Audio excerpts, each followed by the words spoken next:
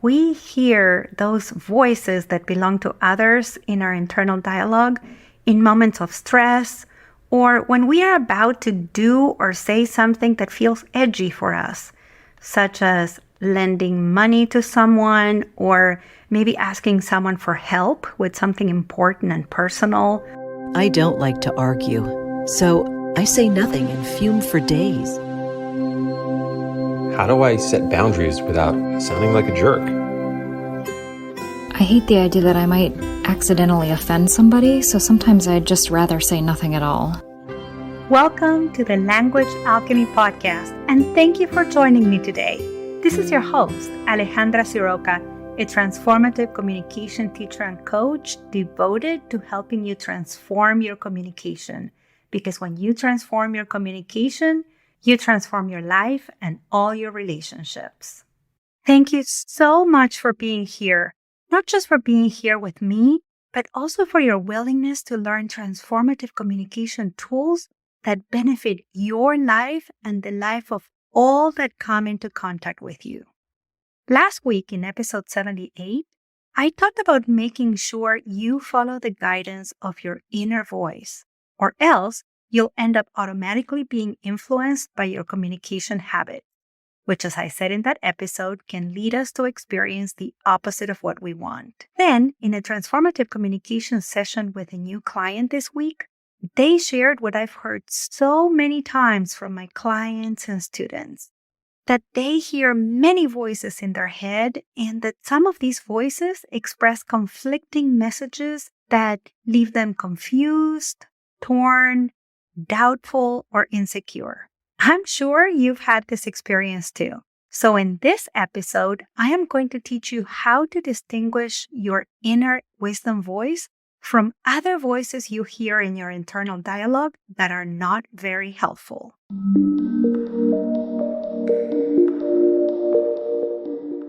Let's start by acknowledging that in our inner dialogue, we have lots of internal voices. This is 100% common and completely natural for us humans. Now, some of these voices are ours and some of them are not. Some of these voices do belong to other people, such as our parents, caregivers, teachers, the authority figures of our childhood, our first language and communication teachers, as I like to call them. And some of these voices that belong to others may be the voices of more recent or current people in our life, especially someone whose opinion matters to us.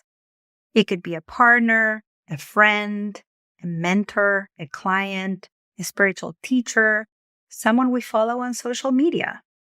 When these voices belong to someone else, they usually give us messages related to rules to follow or quote-unquote correct ways of being and behaving. Sometimes they communicate solid beliefs about the world, about how things are or should be. Let me give you some examples from my own life and from my communication students and clients of messages we may hear in our internal dialogue but belong to others. And listen to the language of these messages. Your generosity will get you in trouble. You can't trust anybody outside this family. Who are you to speak up? You look ugly when you cry. Men don't cry. Don't embarrass yourself in front of everyone. As you heard these messages, can you recognize the language? The language was a directive, a rule, coming from someone with power or authority to direct or dictate our behavior or way of being.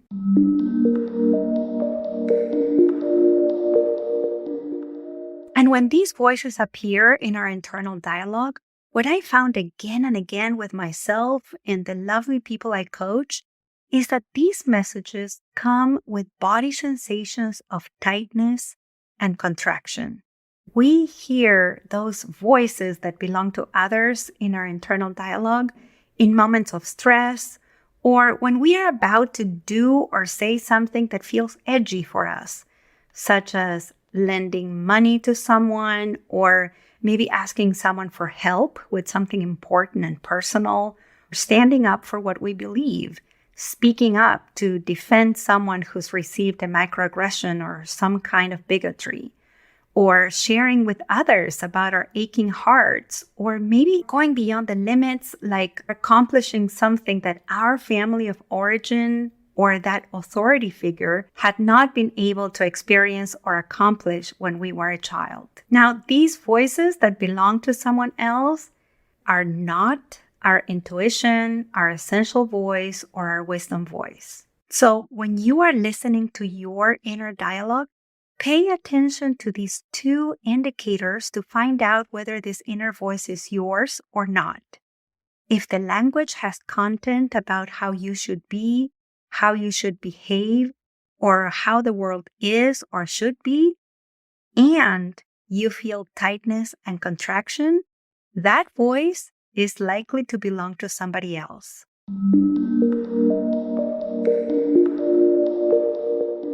And unlike the voices that belong to somebody else, our inner wisdom voice is usually accompanied by different body sensations.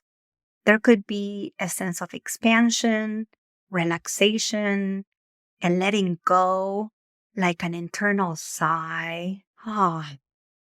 Or there could also be a vibrant quality, some kind of pleasant energy. This is because our inner wisdom voice usually has deeper messages for us that go beyond a rule about behaviors or a quote-unquote correct way of being. Our inner wisdom voice tells us about deep needs and precious longings.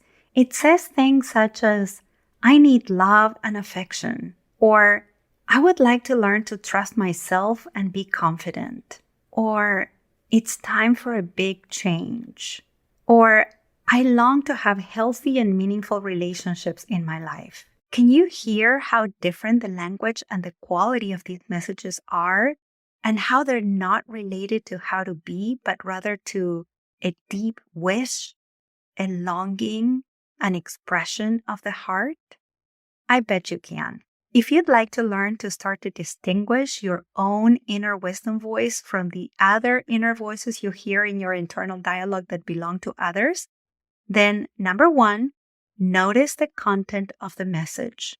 And number 2, notice the sensation in your body.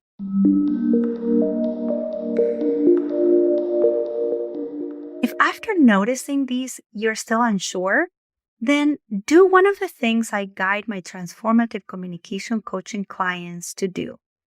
Close your eyes and hear the specific message again and again and again. You may even imagine that you have access to its volume control and increase the volume a bit so that you can hear some of the characteristics of this inner voice. Then you can ask yourself, does it sound like your voice? Who does this voice sound like? That question is very helpful to find out who that voice belongs to. I'd love to know how this goes for you. You know that I love hearing from you. If you are on my mailing list, then you have access to my email, so you can email me directly. And if you aren't, it's very easy to sign up. You go to languagealchemy.com and sign up to receive my newsletters every Wednesday. Every Wednesday, I send you a personal story of something I'm working with or thinking about in terms of communication, and offer a transformative communication tool you can put into practice right away. I'm going to add the link to the show notes so you can get that benefit and sign up to my newsletter.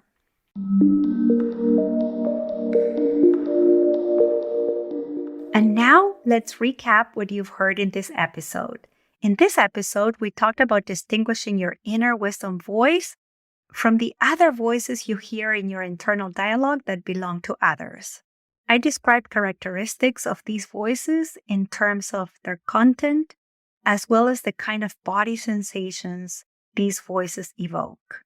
And finally, I gave you one more tool to find out whether this is your inner wisdom voice talking or someone else's voice. Now, in the next episode, I am going to teach you 7 ways to connect to your inner wisdom voice so that you can follow its powerful guidance. I hope you tune in next week. Before you go, don't forget to sign up to my mailing list and receive transformative communication tools every week that you can put into practice right away. To sign up, go to languagealchemy.com. Thank you so much for listening. May you distinguish and find your inner wisdom voice. Until next week, and as we say in Argentina, ciao ciao. Original music by Gary LaPoe. You can find all links in the show notes at languagealchemy.com.